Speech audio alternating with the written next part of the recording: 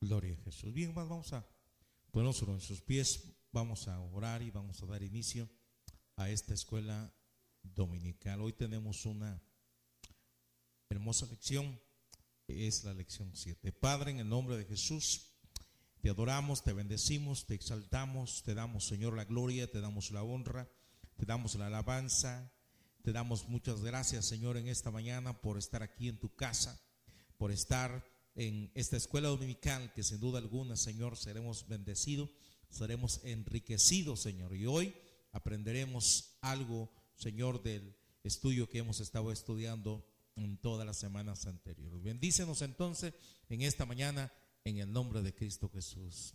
Amén. Bien, ocupe sus lugares, tenemos la lección 7 hoy, es acerca de el apóstol Pablo. Recordemos que este estudio se relaciona con personajes claves en la historia de la iglesia apostólica.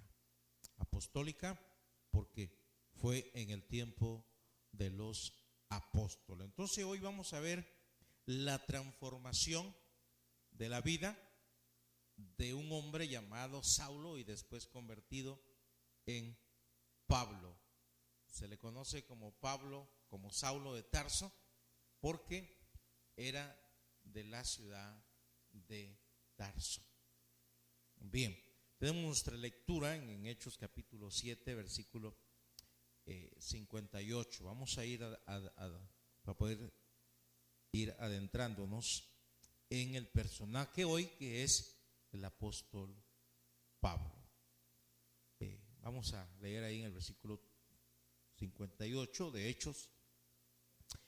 Y echándole fuera de la ciudad le apedraron, y los testigos pusieron sus ropas a los pies de un joven que se llamaba Saulo, y apedreaban a Esteban, mientras él invocaba y decía: Señor Jesús, recibe mi espíritu.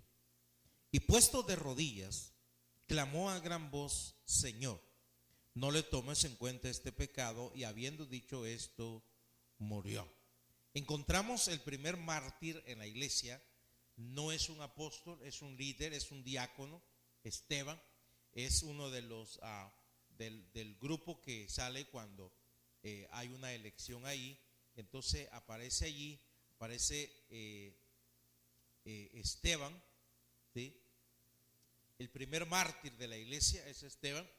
Es lapidado o apedreado de acuerdo a la costumbre judía. Cuando alguien trataba o infundía en un error doctrinal, eran apedreados. La crucifixión la usaban los soldados romanos. Los judíos no usaban la crucifixión, la cruz, para crucificar. No, utilizaban la apedreada. ¿Por qué? ¿Se acuerda cuando encontraron a una mujer en adulterios y la trajeron a Jesús? Y cada uno traía una piedra. Entonces, para aplicar juicio. Y entonces Jesús le dice: el que esté libre de pecado, que sea el primero en arrojar la primera piedra. Y todo se fue. Esa era la forma como ellos hacían el juicio. Ahora, vemos el primer mártir allí, vemos un testigo de alguien que consiente en la muerte de este mártir, que es Esteban, ¿sí? El versículo 58, y los testigos pusieron sus ropas a los pies de un joven que se llamaba Saulo. Entonces Saulo aparece por primera vez aquí, consintiendo en la muerte de Esteban. Ahora, vamos, por eso es importante estudiar quién era Saulo antes de convertirse en Pablo. Vamos a ver que tenía dos nombres como los mexicanos. ¿Cuántos tienen dos nombres aquí? ¿Nada? ¿Nadie? Nada más yo, pues no me conocen el segundo, no se lo voy a decir. Pero bien, era una costumbre. Pablo, por ser ciudadano romano, más bien tenía dos nombres. Uno era judío. El Saulo es el nombre judío, ¿sí? Y después toma el nombre de ciudadano romano, porque Pablo era judío de nacimiento y ciudadano porque su padre tomó la nacionalidad romana. Entonces aparece aquí Saulo. Vamos a ver que Saulo, capítulo 1 del versículo 8 dice: y Saulo consentía en su muerte. En aquel día hubo una gran persecución contra la iglesia que estaba en Jerusalén, y todos fueron esparcidos por las tierras de Judea y de Samaria, salvo los apóstoles. Después de la persecución, la iglesia vuelve a se reestructura de nuevo, porque aparece en el capítulo 15 ya una iglesia estructurada que se celebra el primer concilio. Ahora, aquí hay una persecución, ¿sí? Y entonces en el versículo 3, Saulo asolaba a la iglesia, entrando casa por casa. Los tenía identificados. Los cristianos hoy en día están identificados. La gente los ve, solo que sea creyente secreto, de la secreta, ¿verdad? Solamente así, ¿verdad? No lo pueden identificar. Pero la mayoría de los creyentes genuinos están identificados, y también los que no son. Los que son verdaderos creyentes, la gente lo identifica. Los que no son verdaderos creyentes, pero que aparentemente vienen a la iglesia, también la gente sabe quiénes son. Y la gente, ellos mismos dicen: este sí es un verdadero creyente. Y la misma gente dice: este nada más está jugando la parte. Se lo identifica sin que estas personas hayan pisado la iglesia. Pero mire, vamos al versículo 3. Saulo asoltaba a la iglesia, iba casa por casa, identificaba a los creyentes, ¿sí? Y los arrastraba, fueran hombres o fueran mujeres, y los ponía en la cárcel. ¿Con qué facultad? ¿Con qué autoridad? Porque aquí hay que ver algo importante. ¿Con qué autoridad Saulo ejecutaba esta orden? ¿O de quién venía la orden para encarcelar a los que no fueran judíos convertidos al judaísmo, sino adoptaban la fe de Jesús? En el versículo 4 dice: y los que fueron esparcidos iban por todas partes anunciando el evangelio. Ahora, vamos un poquito a la biografía de Pablo. La meta de nuestro estudio en esta mañana es conocer los aspectos sobresalientes de la vida y ministerio del apóstol Pablo. ¿Quién era Saulo y cómo llegó a convertirse en el gran apóstol de los gentiles?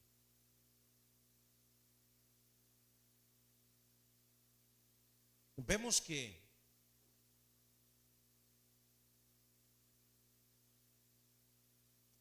en el versículo 5 hay una esparción del evangelio. En el versículo 4 y 5 es una de las profecías que Jesús le había dicho a los discípulos, de que sería predicado el evangelio primeramente en Jerusalén, luego en Judea, y luego en Samaria, y luego hasta lo último de la tierra. Entonces aquí ya el evangelio llega a la ciudad de Samaria. Entonces el apóstol Pablo fue uno de los líderes prominentes de la iglesia, reconocido en el mundo entero.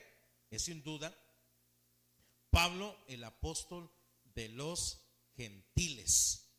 Ahora, aunque al principio de su vida se distinguió por un fanatismo judaico demostrado contra los discípulos del Señor. Vamos al capítulo 9 versículo 1, de hecho, Saulo, respirando aún amenazas y muerte contra los discípulos del Señor, vino al sumo sacerdote. Mira, Saulo era un gran perseguidor, ¿sí?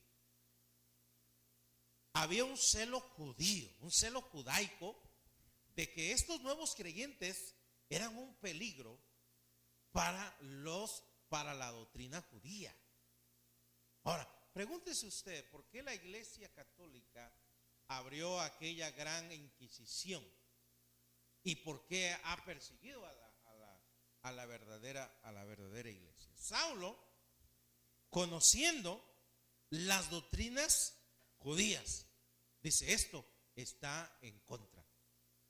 Esto no es lo que yo he aprendido. Ahora, equivocadamente, mire, equivocadamente, y estaba dispuesto a acabar, porque dice el versículo 1 del capítulo 9, respirando amenazas y muerte, estaba decidido. La orden venía del Sanedrín, porque él era parte, era fariseo.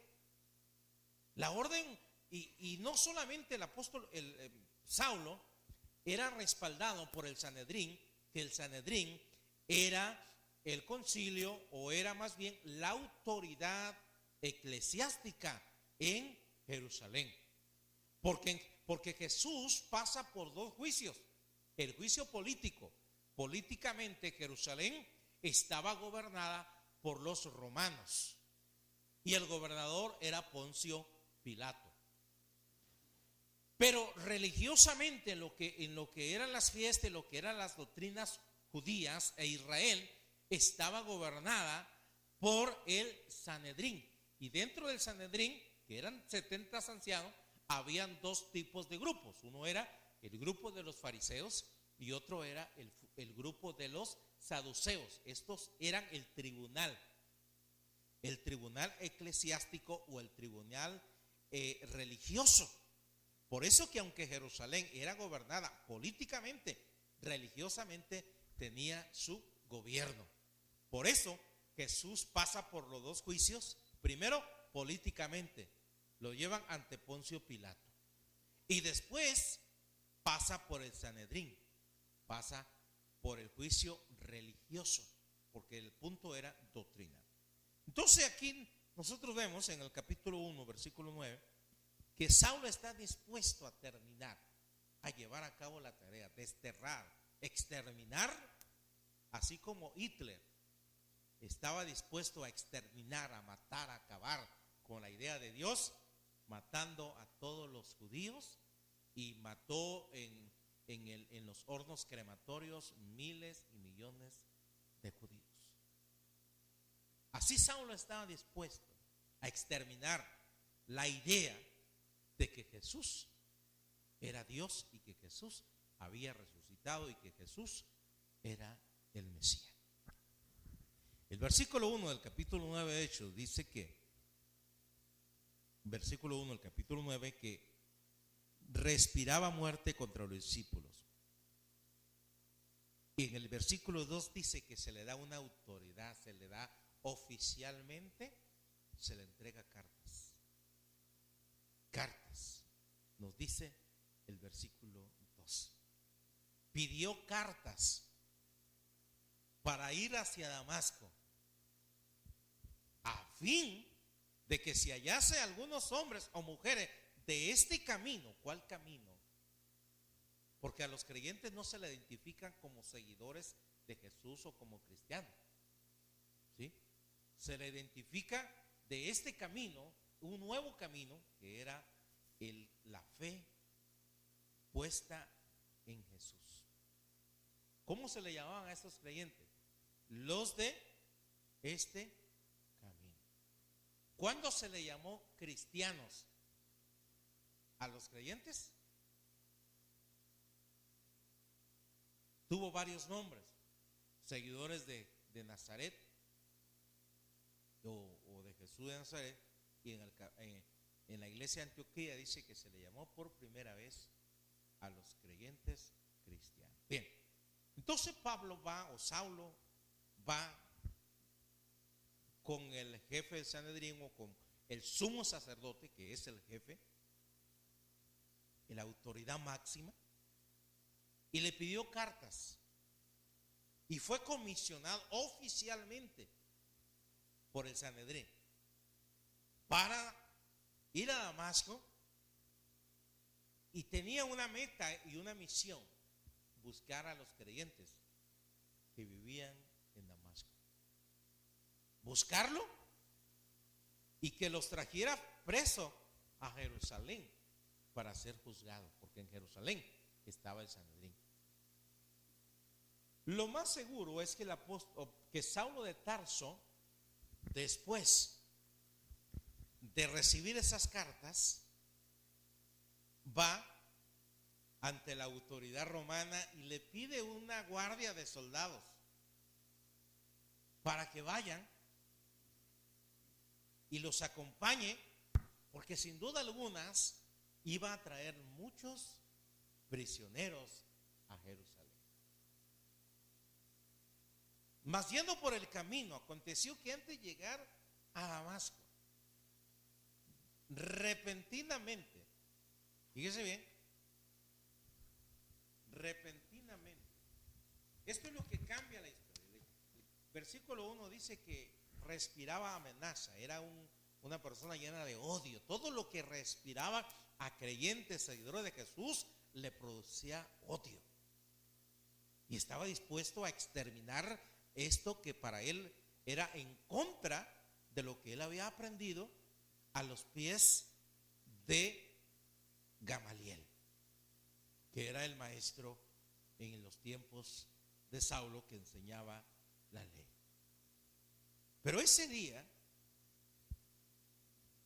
Pablo iba con una misión, pero cuando hay un encuentro, la misión es cambiada.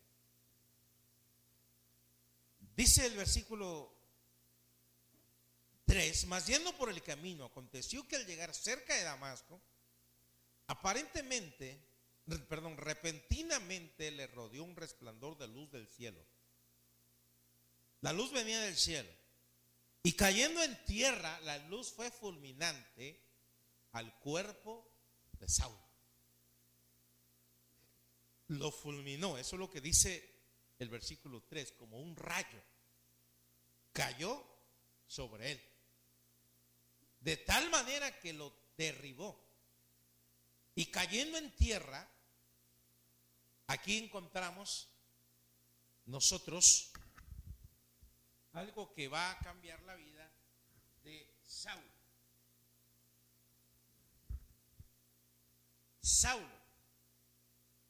Saulo, ¿por qué me persigues? Y él dijo: ¿quién eres, Señor? Y le dijo: yo soy Jesús. ¿A quiénes perseguía Saulo? A los creyentes. Pero al perseguir a los creyentes, perseguía a Jesús.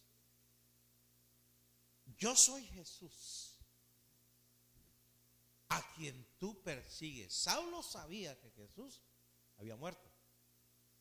Sin duda alguna, aunque en el libro de los Hechos aparece el nombre de Saulo por primera vez, Saulo conocía la historia, quién era Jesús, porque estas historias se contaban en el Sanedrín. Y cada uno que era conservador de la ley sabía que la doctrina de Jesús estaba en contra de lo que ellos enseñaban. Yo soy Jesús, a quien tú persigues. Saulo oye su nombre 2 veces y hace una pregunta: ¿quién eres? ¿Quién eres? Y él le dijo, y esta pregunta le da una respuesta. La pregunta que hace es contestar: yo soy Jesús, a quien tú persigues. Dura cosa te dar goces contra el aguijón. Saulo, un corazón lleno de odio, sin miedo a nada, pero oír esa voz, no se sabe si fue una voz fuerte que se oyó, o fue una voz interna en el corazón, o una voz que solamente Saulo la escuchó, que solamente él la oyó en el alma, en el corazón, pero logró distinguir la voz, logró distinguirla, porque cuando escucha la frase, yo soy Jesús, a quien tú persigues, él sabía a quién perseguía. Entonces el versículo 6 dice, él temblando y temeroso dijo, Señor, aquí el versículo 6 dice, ¿qué quieres que yo haga? En ese instante el corazón de Saulo estaba siendo cambiado y transformado, un corazón que respiraba amenazas, que respiraba odio, que respiraba muerte contra los discípulos del Señor, que estaba comisionado por el Sanedrín, que llevaba ya las cartas, que llevaba a los soldados para traer a los prisioneros, que sin duda algunas iba a encontrar muchos en Damasco. Pero a mitad del camino, antes de llegar a Damasco, tiene un encuentro. Y este encuentro cambia la vida y la historia, no solamente de un hombre, sino cambia la vida y la historia de la iglesia. Pero la cambia en la obediencia, porque el versículo 6 dice, ¿qué quieres? Pablo no cuestiona quién es, sabe quién es. Tampoco dice que está oyendo voces o que está confundido, sabe quién es. Pero en el versículo 6 dice, ¿qué quieres que yo haga? Esa es la pregunta que hace Saulo todavía antes de convertirse en Pablo. ¿Qué quieres que yo hagas? Primero dice, ¿qué quieres, Señor? ¿Quién eres, Señor? Y luego dice, primero quieres saber quién es, luego lo identifica, luego determina y dice, ¿qué quieres que yo haga? Y una respuesta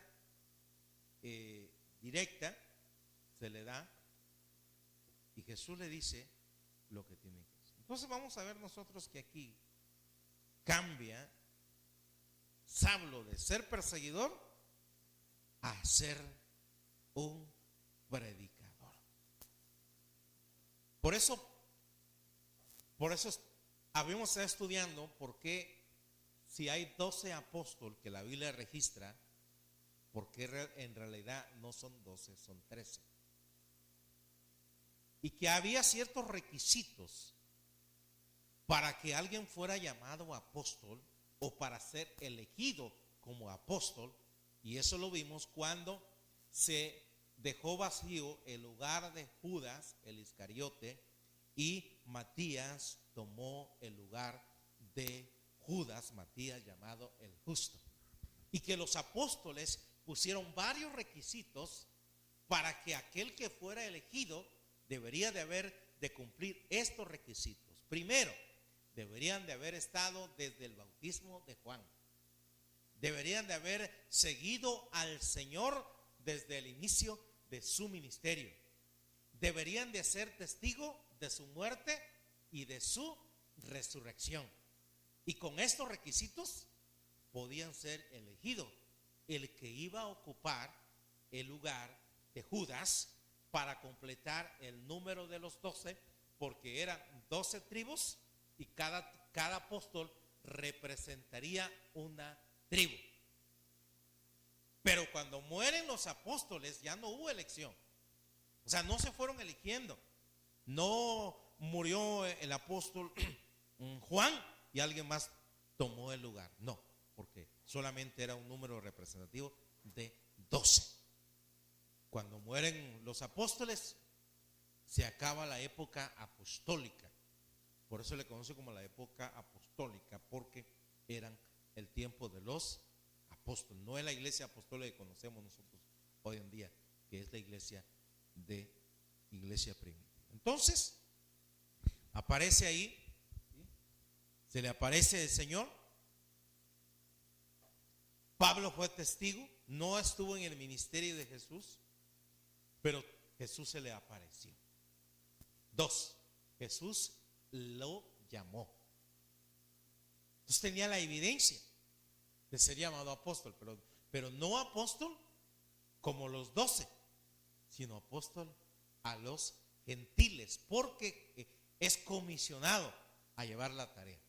Jesús le da la comisión hacia dónde encauzaría su ministerio, no a los judíos, sino que sería llamado apóstol a los gentiles. Entonces el apóstol Pablo no se cuenta entre los 12 apóstoles, se cuenta el apóstol a los gentiles. Por eso cuando él escribe sus cartas, que son 13 cartas, sin lugar a duda él menciona, se llama apóstol. Vamos a ver una de sus cartas para ver cómo él llama, no llama, sino más bien cómo él escribe sus cartas. Vamos a ver la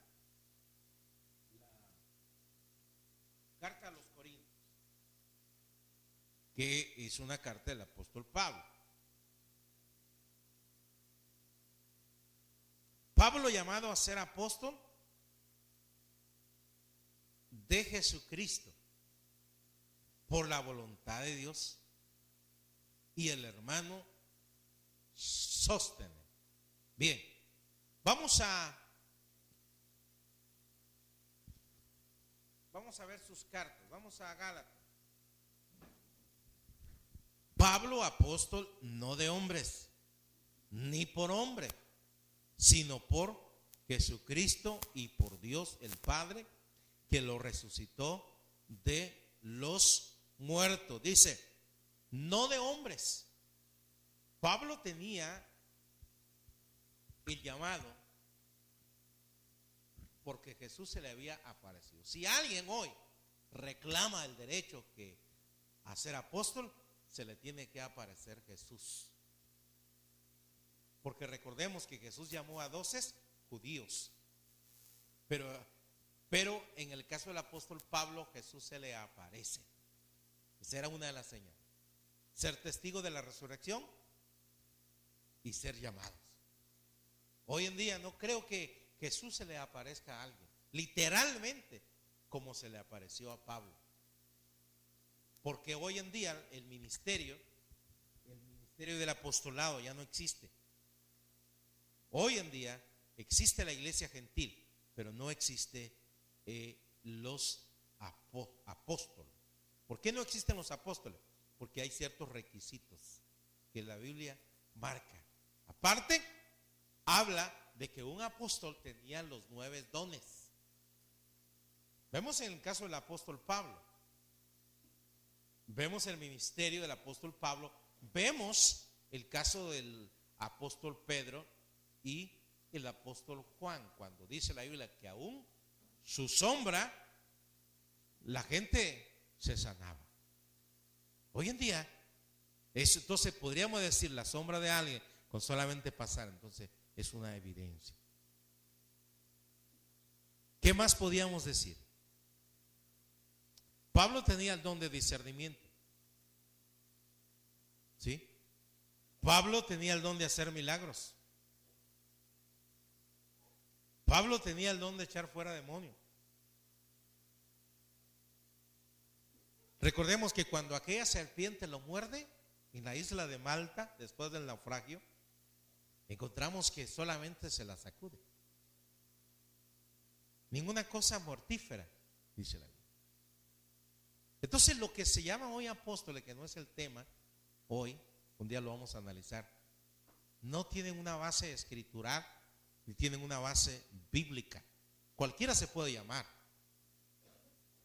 cualquiera puede decir, pero no tiene base escritural dentro de la palabra, porque vimos los requisitos cuando fue elegido Matías. Vimos en el caso del apóstol Pablo, Jesús se le aparece y Jesús lo llama. Ahora, sigamos entonces. Nadie pone en duda el llamado del apóstol Pablo, que no es contado entre los 12. Y le voy a decir por qué no es contado entre los 12. Porque cuando se celebra el concilio en Jerusalén, estaban los 12 apóstoles y Pablo lleva una comisión. No entra a litigar ni entra a discutir asuntos doctrinales, porque la iglesia de Jerusalén estaba bien gobernada, estaba bien estructurada, lo gobernaban los apóstoles, era la iglesia madre, por decirlo así. Pero sí va y es reconocido. Al principio nadie cree que él se ha convertido realmente. Vamos a Gálatas, capítulo 1. Vamos a ver parte de su carta cuando escribe a los Gálatas. Efectuó 3 viajes misioneros, eso ya lo estudiamos. Fundó todas las iglesias que les escribe las 13 cartas. Pablo, apóstol no de hombres, ni por hombre.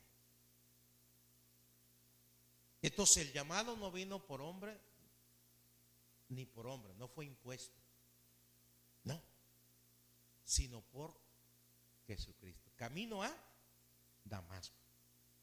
Bien, vamos al versículo 17 de Gálatas.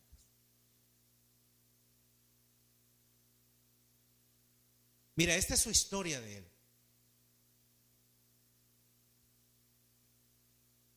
Versículo 10, aquí está la biografía de él, antes de que Jesús se le apareciera.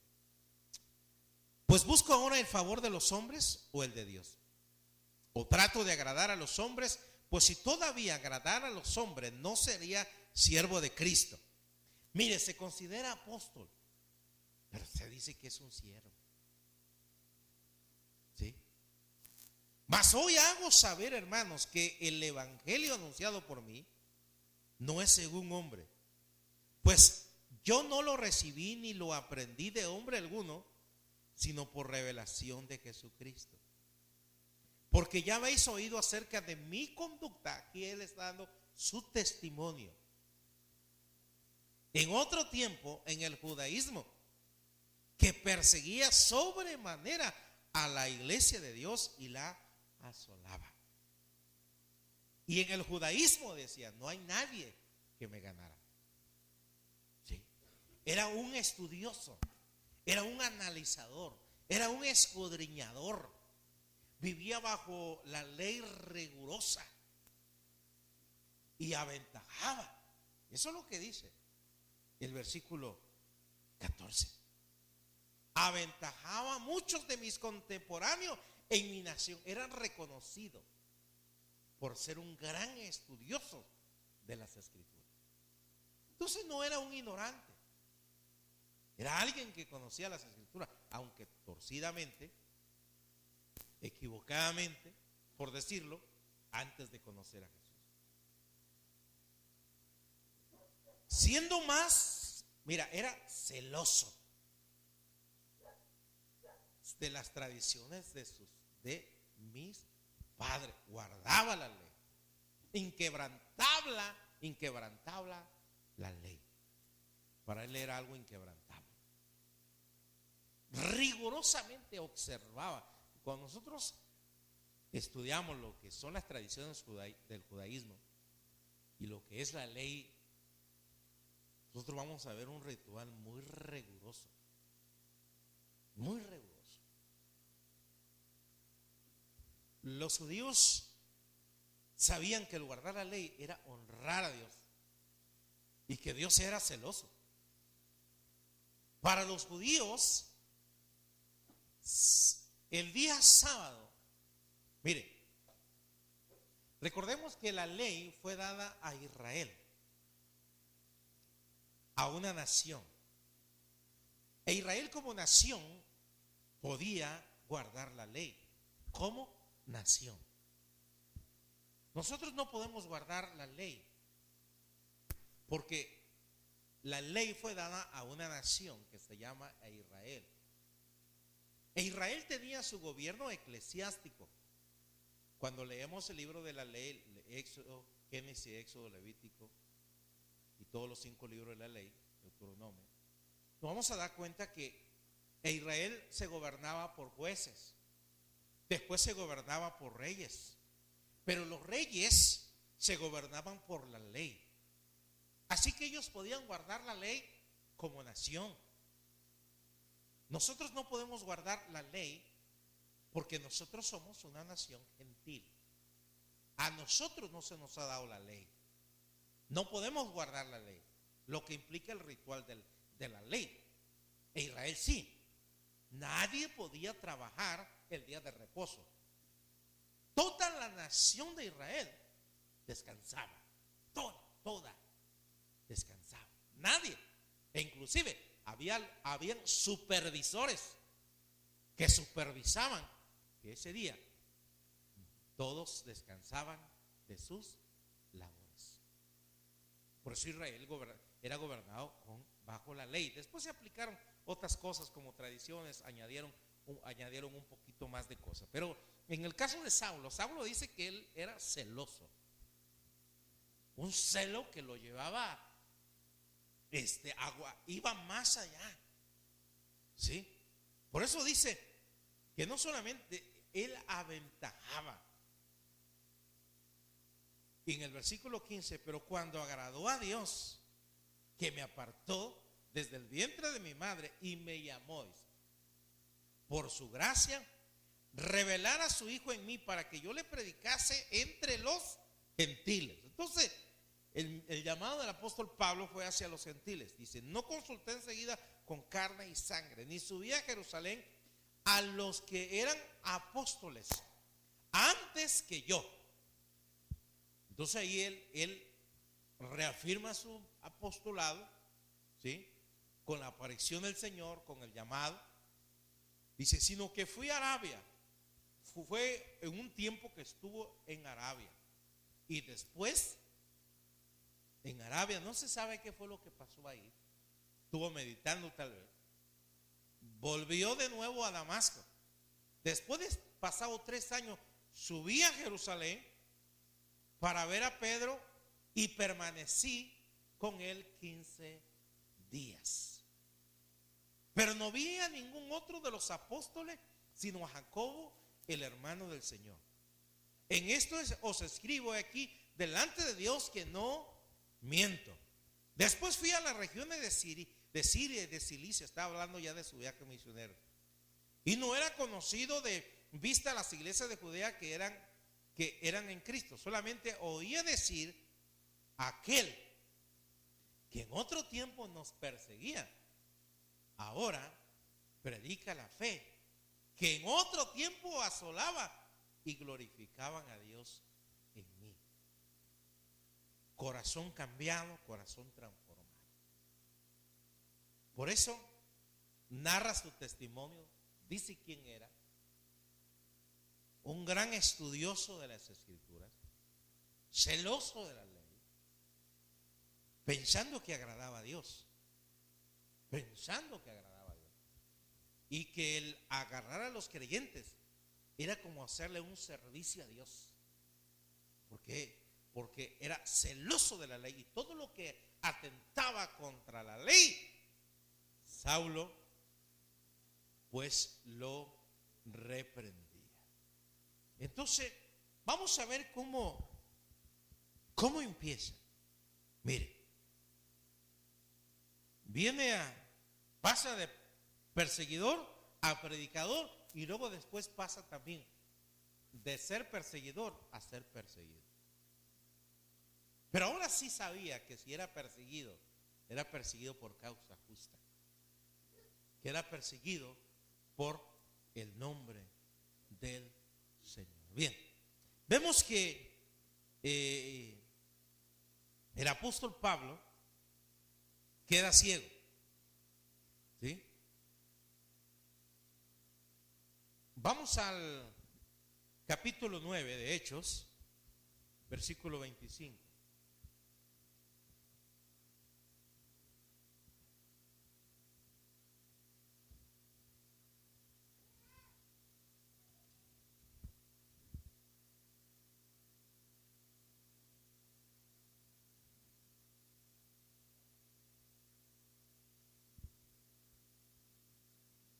Entonces los discípulos, tomándolo de noche, le bajaron por el muro, descolgándole en una canasta. Bien, pero antes de eso, que se convierte en un predicador, versículo 9 del capítulo 9, el 8, entonces Saulo se levantó de tierra y abriendo los ojos no veía a nadie, así que llevándole, no veía nada o a nadie, llevándole por la mano le metieron en Damasco, donde estuvo 3 días sin ver y no comió ni bebió. Había entonces en Damasco un discípulo que quizá el apóstol, o más bien Saulo, iba a esa casa a arrestarlo, a llevarlo a la cárcel, llamado Ananías, a quien el Señor le dijo en visión: Ananías. Y él respondió: heme aquí, Señor. Y el Señor le dijo: levántate y ve a la calle que se llama Derecha y busca en casa de Judas a uno llamado Saulo de Tarso, porque he aquí él ora. Tenía 3 días de convertido, ya estaba orando, ya estaba ayunando. Desde el momento que el rayo o la luz toca su cuerpo y cae a tierra, queda ciego. Alguien lo lleva y lo hospeda en la casa de Judas, ¿sí? Y lo pasa en ayuno, en oración. Y ha visto en visión a un varón llamado Ananías, que ahora, ¿cómo Pablo lo ve si está ciego? Es una visión que entra y le pone las manos encima para que cobre la vista.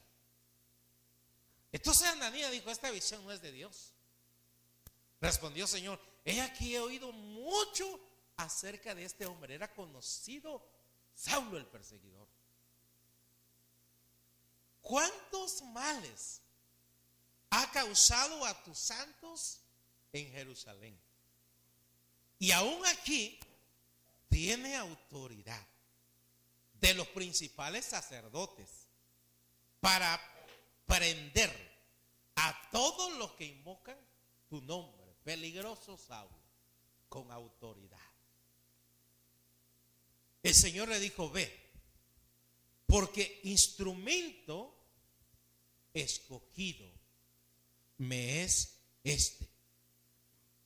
Aquí encontramos el llamado. ¿Hacia dónde es comisionado? ¿Para qué? Para llevar mi nombre, por eso fue apóstol de los gentiles. Para llevar mi nombre en presencia de los gentiles y de reyes y de los hijos de Israel. Porque yo le mostraré cuánto le es necesario padecer por mi nombre. Fue entonces Ananías y entró en la casa, y poniendo sobre él las manos dijo: mire cómo lo llama, hermano Saulo, el Señor Jesús. Pablo tenía una experiencia, Saulo tenía una experiencia. ¿Sabe que la experiencia es la que cambia el corazón? Por eso, cuando alguien tiene la experiencia del perdón, cambia el corazón. Y ese, cuando uno tiene un encuentro con Jesús, no cuando repite una oración, porque hay gente que en las campañas pasa al altar y le dice al predicador: ¿quieres aceptar a Cristo? La persona le dice: sí, ¿qué voy a hacer? Repite esto: Señor Jesús, reconozco que soy pecador, perdona mis pecados, límpiame. El evangelista le dice: desde ahora eres un hijo de Dios. Pero este que le dice el evangelista que es hijo de Dios, no lo vuelve a ver en la iglesia. ¿Por qué no lo vuelve a ver? Porque no tuvo un encuentro con Jesús. Pero hay personas que han dicho esa oración y de repente lo ve uno que llora, lo ve uno que el semblante cambia y lo ve uno de una forma diferente y lo empieza uno a ver en la iglesia sirviendo. Uno dice, verdaderamente Jesús entró en el corazón de esta persona. Porque no se trata de conocer. Conocemos mucho. Se trata de experimentar. Y no solamente de experimentar, sino se trata de mantener una relación. Tampoco se trata de que la gente dice cayó al suelo, brincó, saltó, Dios la tocó y levantarse peor que como está. Ahora, ¿qué ve Ananías? Y le dice, hermano Saulo, el Señor que se te apareció en el camino por donde venías me ha enviado para que reciba la vista. Y le dice, no solamente para que reciba la vista, sino para que seas lleno del Espíritu Santo. Esto me dice que cuando Dios trabaja en una vida, Dios va a trabajar en la otra. Porque Ananías vio la visión y Dios le habló. Y Saulo ve una visión que ve a un hombre que no conocía, que se llamaba Ananías y que venía y ponía las manos sobre él y oraba por él y él volvía a ver. Y por allá estaba Ananías oyendo la voz del Señor que le dice a Ananías, en este momento que estoy hablando contigo, Saulo, que está en la calle Tercera, que está hospedado en el hogar de Judas, está viendo una visión que un hombre que se llama Ananías, que él no conoce, porque no lo conoce, ve que llega a la casa y pone la mano sobre él. Versículo 18, y al momento le cayeron de los ojos como escamas y recibió al instante la vista. Y levantándose, fue bautizado. Y habiendo tomado alimento, recobró fuerza. Y estuvo Saulo por algunos días con los discípulos que estaban en Damasco, pero ya no para llevarlos a la cárcel, sino era para confortar su fe. Enseguida predicaba a Cristo en la sinagoga diciendo que este era el Hijo de Dios. Y todo lo que oían estaban atónicos y decían, pero como si este venía con cartas para perseguir a estos mismos y ahora está con ellos. ¿No es este el que asolaba en Jerusalén? Era muy conocido Saulo. Y los que invocaban este nombre y a eso vino acá, para llevarlos presos entre los principales sacerdotes. Pero Saulo mucho más se esforzaba y confundía a los judíos que moraban en Damasco, demostrando que Jesús era el Cristo. Y le decía, yo estaba equivocado. Estaba equivocado. Pero Jesús se me apareció. Y eso cambió. Y entonces ahora pasa de ser perseguidor a ser perseguido. Porque Jesús le dice, porque yo te mostraré cuánto te es necesario padecer por mi nombre. Y entonces vemos que al principio nadie quería juntarse porque no estaban muy seguros. ¿Qué pasa si hoy en día un sicario se convierte? Quizá nadie se va, es más, ni invitarlo a la casa, porque pues, si no estoy muy seguro, quizá va a agarrar información mía y después. Sí, así era Saulo. Nadie se quería juntar con él, porque no estaban muy seguros. Quizá pensaban que era un truco para conocer en dónde vivían los hermanos y poder llevárselos a la cárcel. Pero otros no. Otros decían, tuvo una experiencia. Y esa experiencia cambió la vida de Saulo. Y hay unos datos nada más aquí. En el año 49 escribe la epístola a los Gálatas. En el año 51 escribe la epístola de 1 y 2 de Tesalonicenses durante su segundo viaje misionero. En el 56 después de Cristo escribe la epístola de primera y segunda de Corintios. En el año 57 después de Cristo escribe la epístola a los romanos después de su primer encarcelamiento. En el año 60 o 61 después de Cristo escribe la epístola a los colosenses, a filipenses y a los efesios. En el año 62 después de Cristo escribe la epístola a los filipenses, que ese era un año que él estaba en la cárcel. En el año 64 después de Cristo escribe la epístola a Timoteo. En el 65 escribe la epístola a Tito en su segundo encarcelamiento. En el 66 escribe la segunda epístola a Timoteo, que fue la última de sus cartas. Y todas estas cartas que el apóstol Pablo escribe son las iglesias que él había fundado. En sus 3 viajes misioneros, recordemos que estuvo en Roma, encarcelado, y en Roma fue donde murió. Se piensa que murió allá por el año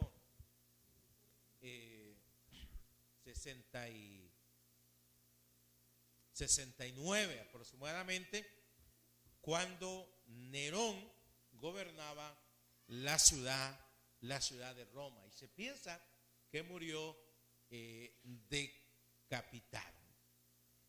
Pablo apela a Roma por ser ciudadano romano, es llevado, recordemos que él es apresado en Jerusalén, apela a la ciudadanía romana, pide ser juzgado en Roma, en el cual pues él muere. Y la mayoría de sus cartas también las escribe estando prisionero. Un hombre llamado Saulo, convertido después en un hombre llamado Pablo. ¿Qué vemos nosotros? Que Dios puede cambiar el corazón más perdido. Que Dios puede obrar de alguien que parece ser que es imposible de salvar. Pero cuando alguien abre el corazón y quiere ser salvado, porque hay 2 cosas diferentes. Hay gente que no quiere ser salvada, que quiere morir en su propio pecado, en su propio engaño. Y hay gente que no quiere morir en su propio engaño ni en su propio pecado y quiere ser salvada. Saulo de Tarso respiraba amenazas, pensando que hacía un servicio a Dios. Hoy en día tenemos testimonio de sacerdotes convertidos, de exmonjas convertidas, que un día fueron perseguidores de la fe, de la iglesia verdadera, pensando que hacían un servicio a Dios como Saulo.